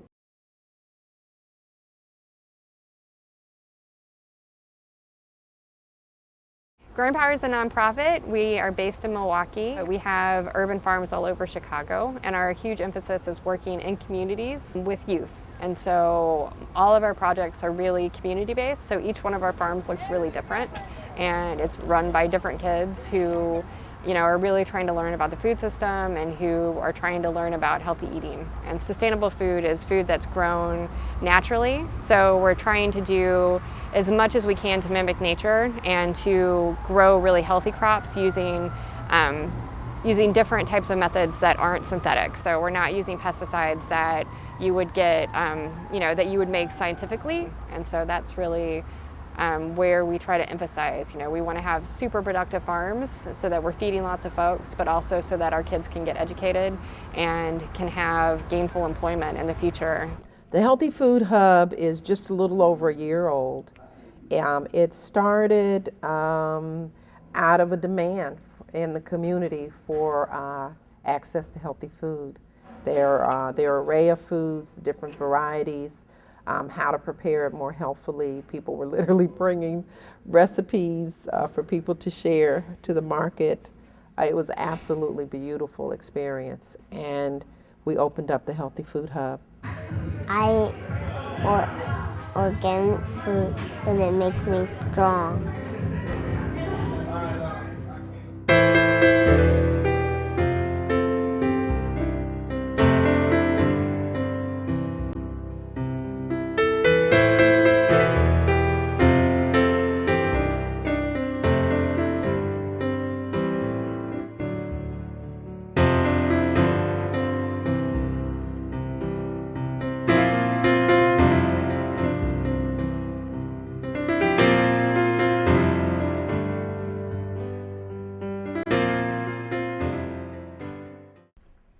Man, this test hard. Let me see your test.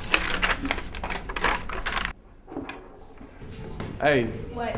You got $1? Thank you. Hey, can I get some of your chips? Man, you beg too much, yeah. Dang, you could have saved me some more. But hey, let me see the ball. Hey man, on the real though, you gotta stop begging so much. Come on, man. I mean, you gotta be independent and not codependent. You know what? You right. You're rocking with Amari Stoudemire, and you're watching Hoops High. Watch it or watch nothing. Behind the scenes of Hoops High, it's more than interviews and replays. The crew contributes 110% in setup and production. While we have fun, we are also very serious about getting the job done. We have the opportunity to work with big companies such as Nike and to meet current and future NBA stars. We are Hoops High.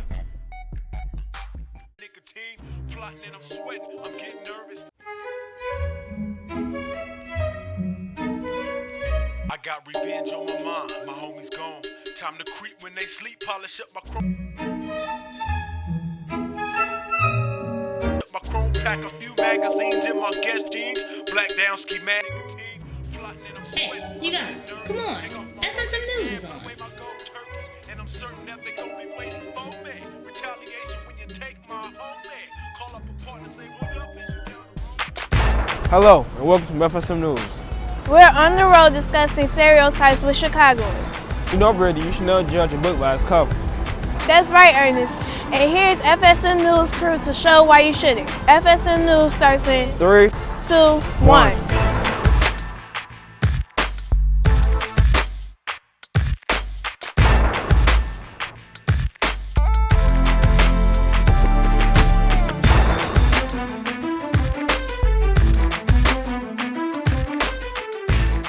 Hello and welcome to FSM News on the Road. I am Brittany Martin. And I'm Ernest Moses. There are several people that face daily challenges due to their disabilities. But that doesn't make them different from you and I. Here's FSM News reporter Hannah McEwen with more on the story. Many people experience some sort of prejudice just because they differ from the norm. Oh, hey, look at that slow girl, or look at that, retarded girl. She act like she can't do nothing. Access Living is an organization in Chicago that focuses on issues affecting people with disabilities. When I first started on the active living from my old idol, it was a new experience for me. When I met a lot of new people, I felt comfortable in being around my dad and family here. Being at Access Living, I changed and became more than what I thought that I was going to become. I was bored at home and depressed because I see everyone have fun outside. I was inside every day. Now I feel happy we can do whatever I want in my life. Rather than take pity on them, Access Living members want to be seen as whole individuals, not just an inspirational movie cliche as they believe society perceives them. People with disabilities are stereotyped as being unsuccessful, and people are really shocked when we do anything, and there's this whole discourse about how we're so inspirational, which is actually offensive to us because they're comparing disability to inability, and those words aren't synonyms. The reason why a lot of the way that the world views people with disabilities is because through the medical model, everyone has been identified as their disability and how they should be treated as far as in a medical sense. And a lot of times being identified as a full person, that doesn't get addressed while you're dealing with your disability. And so here at Access Living, we're really advocating for coming from a perspective of as a person with a disability through the social model, which is knowing what we like, who we are as people, that we eat, sleep, and breathe just like everybody else instead of dealing with our disability first. Access Living believes it is important for us all to recognize each other's differences and respect them. When you come up to us, don't stare. Right. Please don't do that. Just say what you gotta say, and we gonna say what we gotta say, but don't stare. And don't whisper either, because we can hear. Said nobody's perfect. We all can lose a leg, or something can be wrong with our bodies because we're not perfect. So if people can realize that, then it'll be a better place in the world. Reporting for FSM News, I'm Hannah McEwen. Some of the people in Head of Support are more interactive than I am. Wish I had the ability to do some of the tasks they evolve in. If you think about it, everyone is alike in a way. Oh yeah? How so, Brittany? Well, we're all human, of course. Here's Zaria Southfloor with the story on how to deal with stereotypes. Many people have been judged by the stereotypes that were created in past years, but these people also were able to strive through them all. It was a sociology class, and we was going over a topic. I forgot what the topic was, but they had put like a monkey like on the screen and compared it to an African American. And what I had to do was speak up, you know what I'm saying? Because if I don't say nothing, who else is? And they gonna think it's okay. I've probably come against more stereotypes within my own race, within my own gender, more so than outside the race. Competition amongst women, especially in the African American race. So I think that for me, that has been my strongest area of stereotypes. Well, a stereotype I came up against is girls can't play basketball, girls not good at basketball, stuff like that. We all seek confirmation from our peers and from our friends and from people that look like us. And when we don't get that, until you really develop, and understand who you really are, it's hard. It's really damaging and hard, especially for when you're young. There are even people who are still striving to overcome stereotypes that are placed against them. They don't expect you to make it. It makes me go harder because I like when people doubt me because I get to prove them wrong in the end. Reconfirming to myself who I am, that, who I am as a person, who I am as a friend, as a mother. Just ignore what they're saying and just push myself to do better. Not only can bad judgments of people lead to false stereotypes, they can also give off negative perceptions of people.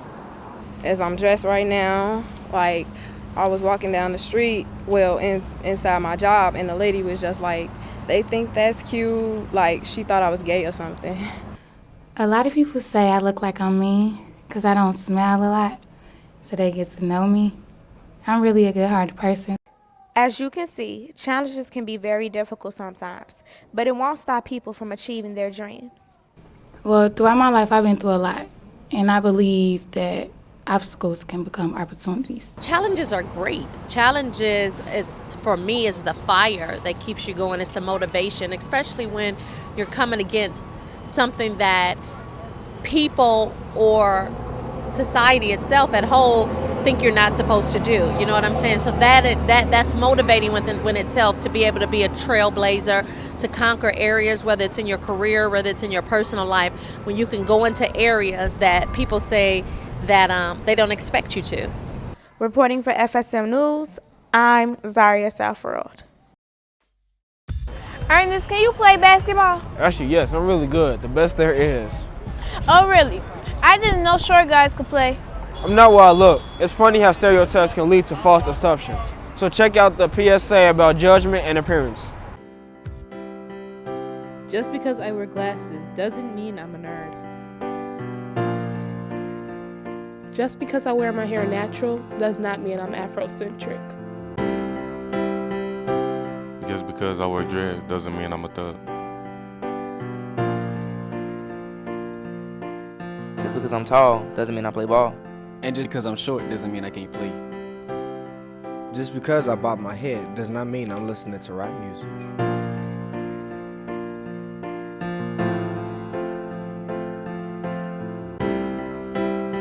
Don't assume the expected.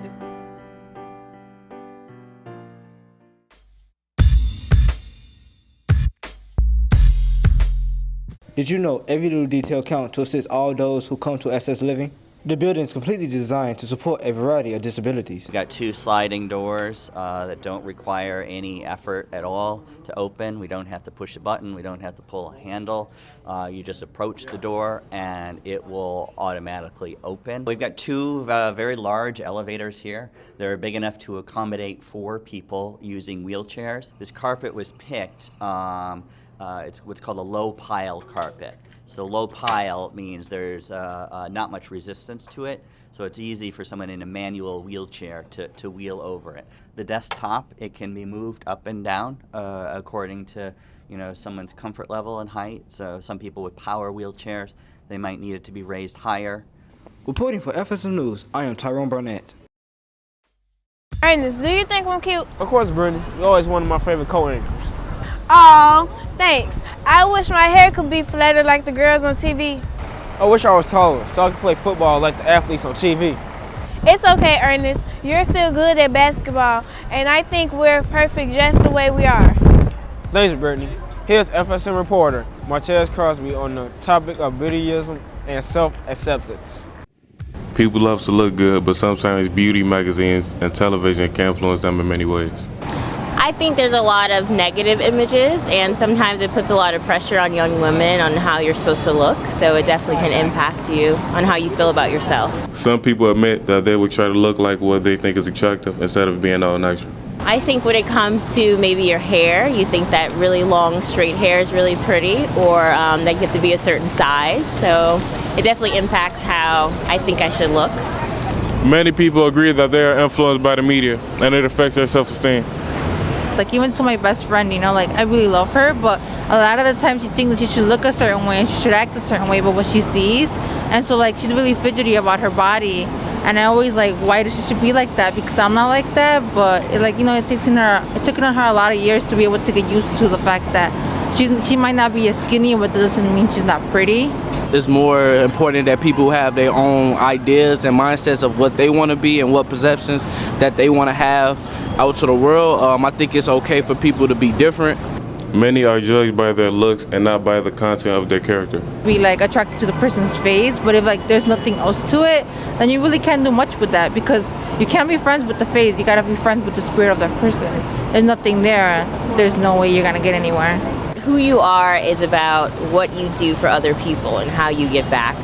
I could be a person who wears a suit every day, and you would think, oh, he's a very professional person, but I probably never went to college or anything or have a job. I just like wearing suits. Or I could be a person that's in college and dressed the way I am now. You'd be like, oh, well, he might sit around and not do anything, but I might be one of the most intelligent persons that you ever met in your life. Reporting for FSM News, I'm Martez Crosby. Well, that's our show for today, so we'll see you next time.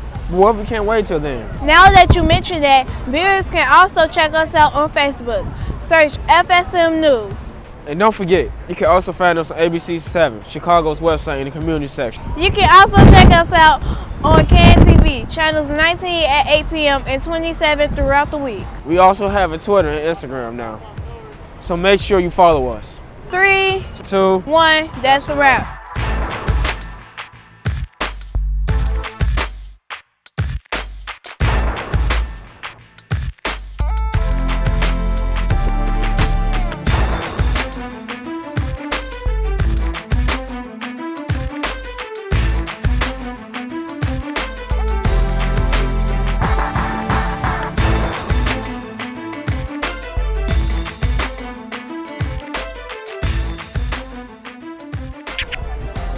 And FSM News Tyson.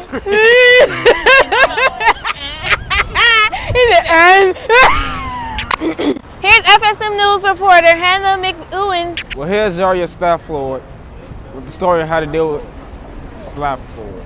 Here's FSM reporter Martez Crossbow on the topic of beauty and self-expectancy. Here's FSM reporter Martez Crosby on the topic of beautyism and self-expectancy.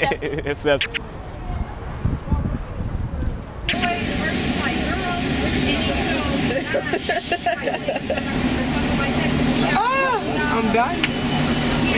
Yep. Brittany, will you go close the mirror? Well, that's our show for today. So we'll see you next time. And don't forget, you can also find us on ABC Chicago's website, and you can also find us on the ABC7 Chicago. You can also find us on ABC Chicago's website in the community section. And don't forget, you can also find us on ABC Chicago website in the community section. ABC7? Man! Come on, this far. That's a wrap. Free Spirit Media cultivates diverse youth voices to transform media and society.